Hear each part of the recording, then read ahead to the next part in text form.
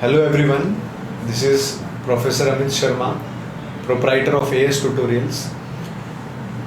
तो आज हम टॉपर स्टॉक पे हैं विद स्नेहा पांडे, जिन्होंने 12th में कॉमर्स में CBSE बोर्ड में 89.6% स्कोर किए हैं, ऑलमोस्ट 90% पे पहुँचे हैं ये।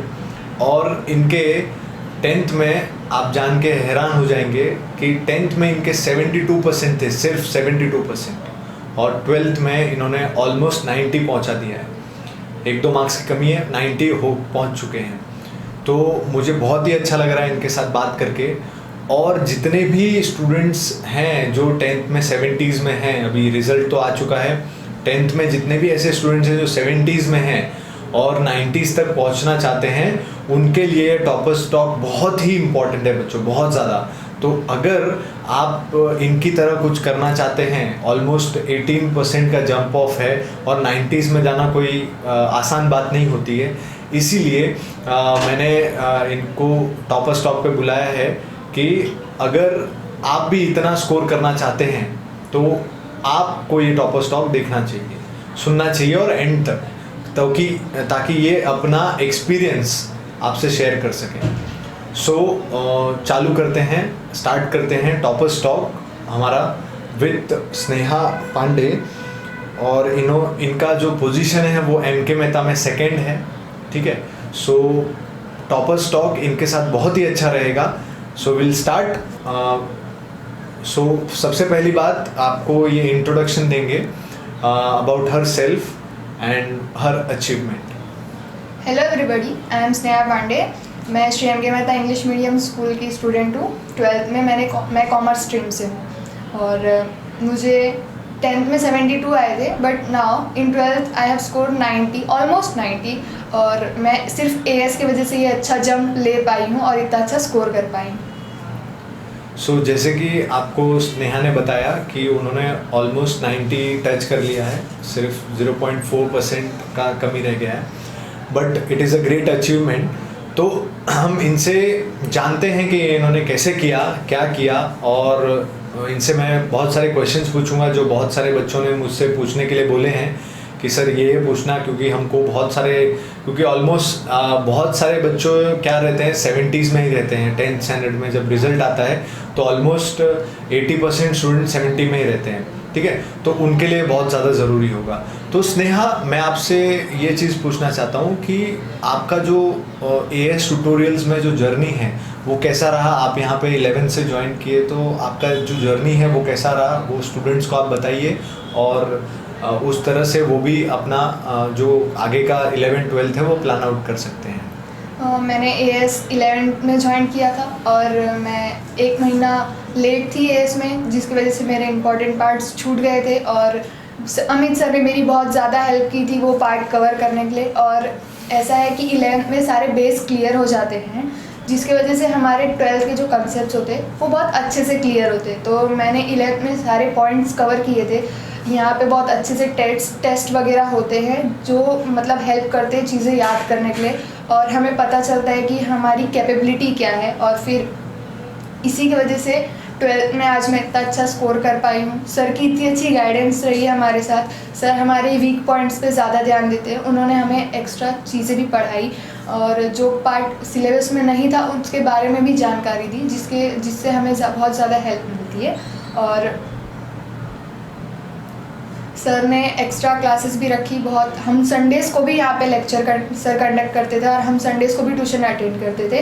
हर रोज़ टाइम पे लेक्चर होता था और every day sir used to teach us. यहाँ पे हर पॉइंट पे टीचर होते थे हर चीज़ को क्लियर करने के लिए। अगर कोई टीचर नहीं भी है तो वो दूसरी टीचर भी उस चीज़ को क्लियर कर सकती थी, हमारी हेल्प कर सकती थी, जिससे हम वो अपनी पॉइंट, अपना डाउट क्लियर कर सके और हमें घर पे जाके ऐसा ना लगे कि ये आज पॉइंट मेरा क्लियर नहीं हो पाया, मुझे पूरे चैप्टर में से ये पार्ट छोड़ना पड़े। अगर ऐसा कुछ होता है तो हम वो चीज़ को भूल जाते हैं, लेकिन यहाँ पर ऐसा नहीं था। सर वो चीज़ छोड़ते ही नहीं थे, या कोई भी टीचर वो चीज़ छोड़ते ही नहीं थे, और हमारे हर डाउट्स, हमारे हर चीज़ें क्लियर करते थे।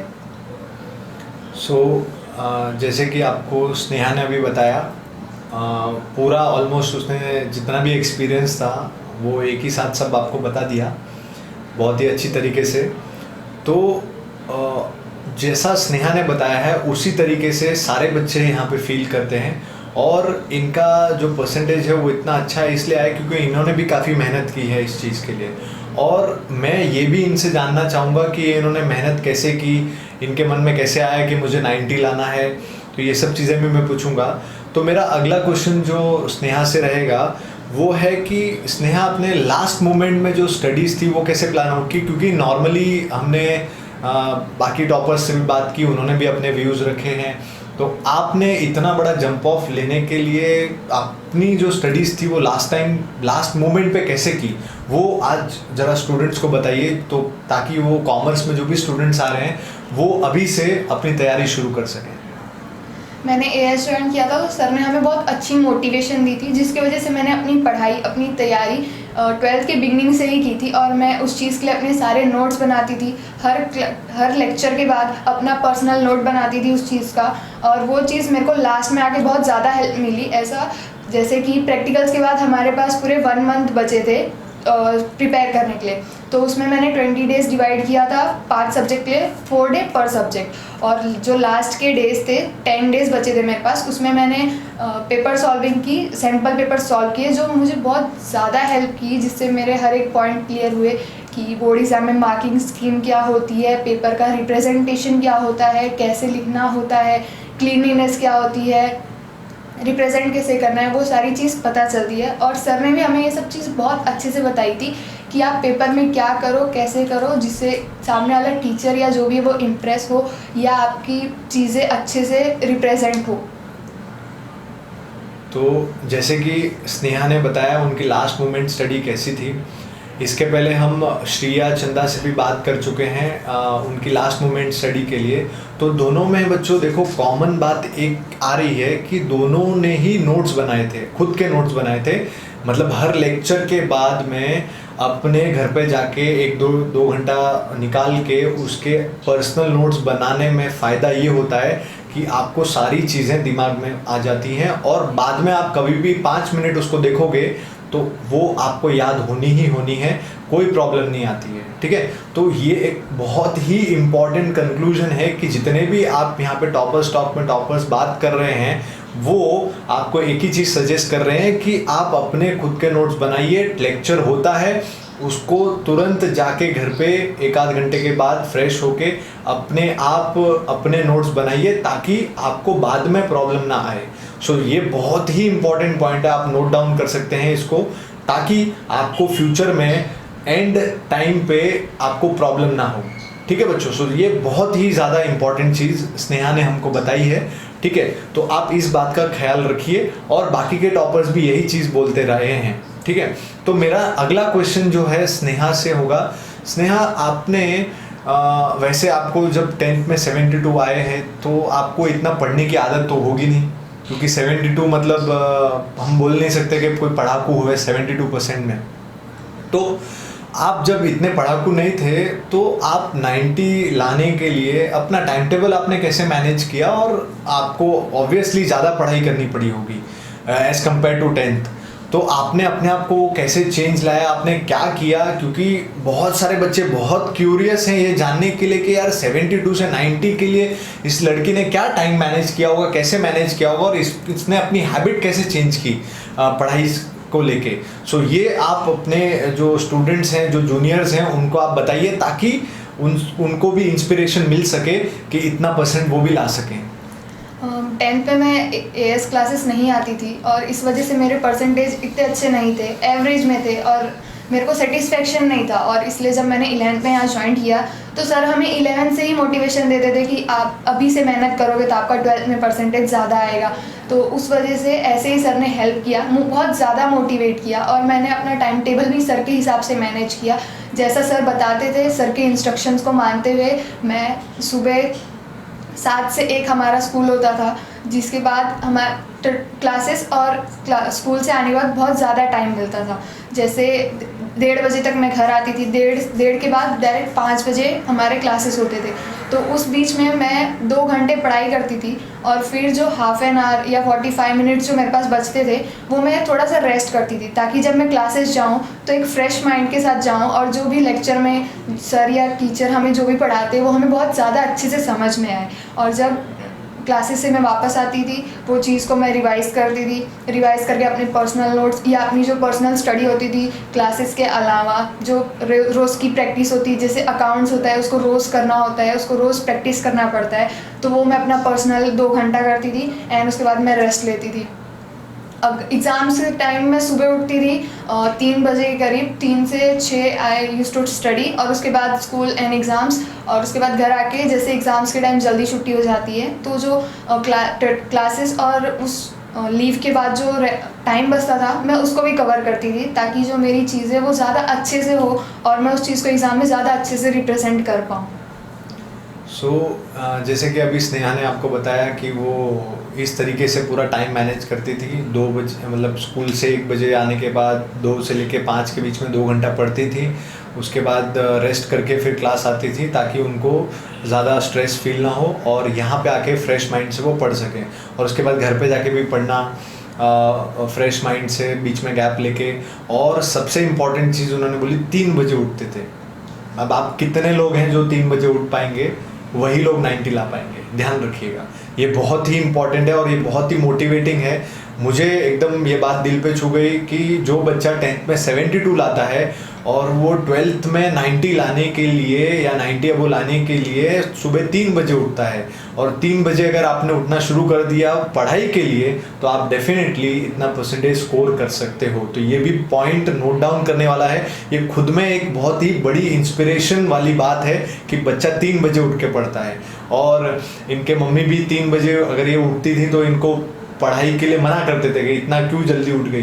तो ये आप में होना चाहिए कि मुझे पढ़ना ही है, ठीक है। ये बहुत ही बड़ी चीज़ है, ये आप में अगर आ गई तो आप डेफिनेटली इनकी तरह परसेंटेज ला सकते हो।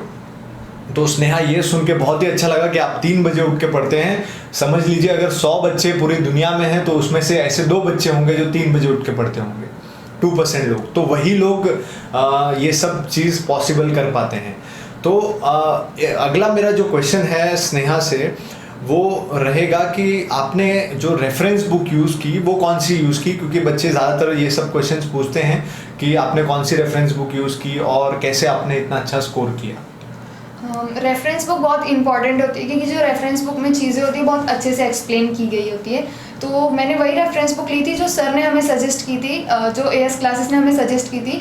मैंने अकाउंट्स के लिए अरिहंत की ऑल इन वन ली थी, जिसमें कॉन्सेप्ट्स बहुत अच्छे से समझाएं और उसमें एक सारे सैम्पल पेपर्स दिए, मतलब एटलीस्ट 10 ईयर्स के सैम्पल पेपर दिए उसमें, और ऊपर से उसमें टॉपर्स के आंसर बताए हुए कि टॉपर्स कैसे रिप्रेजेंट करते हैं, उस आंसर को कैसे लिखते हैं। फिर मैंने बीएस के लिए पूनम गांधी ली थी, जिसमें भी सैम्पल पेपर्स थे और उसमें उस क्वेश्चंस के आंसर भी बहुत अच्छे से समझाए गए थे कि आप आंसर को ऐसे रिप्रेजेंट करोगे तो आपको इतने मार्क्स मिलेंगे। और फिर मैंने इंग्लिश के लिए भी अरिहंत की ऑल इन वन ली थी, उसमें भी सारे चैप्टर्स की समरी बहुत अच्छी दी थी और उसमें एक्स्ट्रा क्वेश्चंस भी थे जिससे हमें पता चलता है कि एग्ज़ाम में कैसे क्वेश्चंस आते हैं, कैसे ट्विस्ट किए रहते हैं। इकोनॉमिक्स के लिए मैंने वीके ओरी की बुक ली थी और सर ने हमें बताया था कि वो बुक बहुत अच्छी है इकोनॉमिक्स के लिए, क्योंकि इकोनॉमिक्स एक ऐसा सब्जेक्ट है जिसमें कंसेप्ट बहुत अच्छे से क्लियर होना चाहिए, नहीं तो वो चीज़ आपको समझ में नहीं आएगी। और वो उस रेफरेंस बुक में बहुत अच्छे से समझाया गया था। जो टीचर्स हमें बहुत ज़्यादा हेल्प करते थे वो चीज़ को समझने के लिए, और वो चीज़ हमें बहुत अच्छे से समझ आती थी। जैसे कि स्नेहा ने बताया रेफरेंस बुक के बारे में, तो जो रेफरेंस बुक हम सजेस्ट करते हैं बच्चों को वो बेस्ट सजेस्ट करते हैं ताकि उनका अच्छा मार्क्स आ सके। तो हमने जो सजेस्ट किया था उन्होंने वो किया और उस वजह से भी इनका जो आज स्कोर है वो इतना अच्छा है।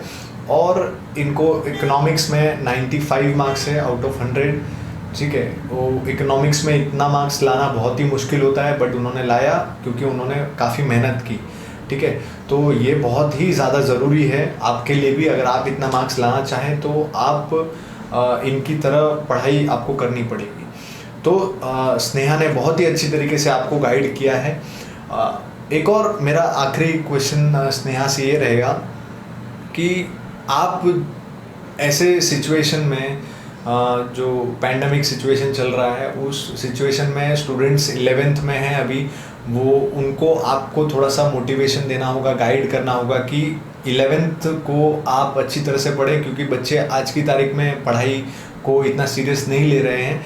तो आप उनको बताइए कि 11th कितना इम्पॉर्टेंट है आपके हिसाब से, क्योंकि 11th अगर आपका बेसिक्स वीक हो गया तो बहुत ज़्यादा आगे चल के प्रॉब्लम हो जाएगी, क्योंकि 12th में ऐसा कुछ सिचुएशन आने वाला नहीं है कि अगले साल भी स्कूल बंद रहेगा, अगले साल नहीं चलेगा। तो 12th में बहुत ज़्यादा प्रॉब्लम आएगी उनको, इस हिसाब से आप उनको गाइड कीजिए। 11th में आप AS ही ज्वाइन करें, मैं आपको यही सजेस्ट करूँगी, क्योंकि AS में ऐसा है कि सारे टीचर्स बहुत ज़्यादा हेल्प करते हैं आपको अपने बेस क्लियर करने में या अपने वीक पॉइंट्स कोप अप करने के लिए। तो वो चीज़ें जब पहले से कवर होगी तो जो 12th का सिलेबस होगा उस चीज़ को कवर करने में आपको ज़्यादा टाइम नहीं लगेगा, वो चीज़ आप पहले ही ख़त्म कर लोगे। तो जो आपकी जो पर्सनल स्टडीज़ है, जो आप बोर्ड एग्जाम्स के लिए प्रिपरेशन करते हो, उसके लिए आपके पास और ज़्यादा टाइम बचेगा। और सारे यहाँ पे टेस्ट वगैरह सब एकदम अच्छे से ली जाती है। और ठीक है, अभी जो ये सिचुएशन चल रहा है तो भी आप AS ही ज्वाइन करें, AS आपको फिर भी हेल्प करेगा, आपका स्कोर बहुत अच्छा आएगा।